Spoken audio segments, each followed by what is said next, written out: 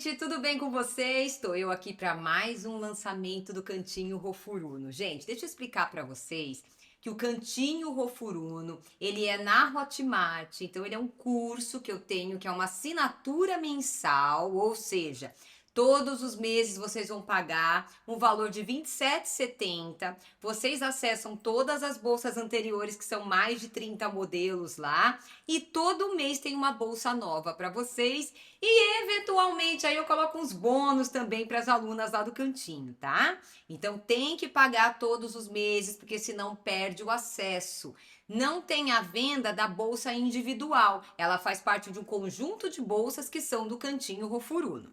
E hoje eu vou trazer para vocês a nossa bolsa do mês. Como vocês já sabem, todas as bolsas aqui nesse ano estão com os signos. E a Ariana, né, toda sincera, toda dinâmica, ela precisa de uma bolsa grande. E essa aqui, gente, é a Ariana. Gente, maravilhosa. Vocês cansaram de me pedir esse modelo de bolsa, eu resolvi trazer esse mês, ó. Ela é com square e com essa parte de cima aqui, né, que forma esse bico. Ensino essa alça aqui maravilhosa. A bolsa tá no poliéster com 3 tons de fios.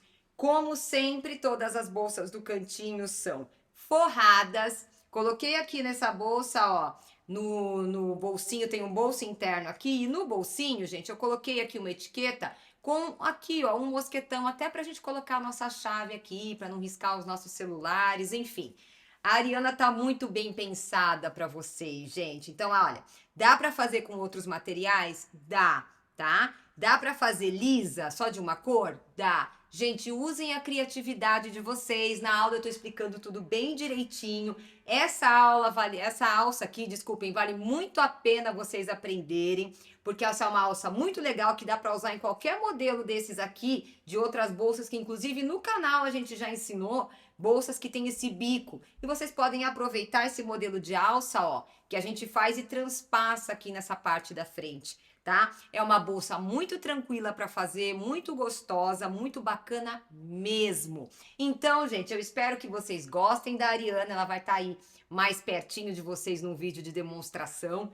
Façam a bolsa e eu vou esperar vocês lá no Cantinho Rô FURUNO para mais essa gracinha de bolsa aqui com os signos, que eu tô apaixonada. Eu que tenho várias roupas assim, gente, no tom de marrom, de terracota, daí pra cima, combina muito com os looks nessa combinação que eu fiz aqui, ó.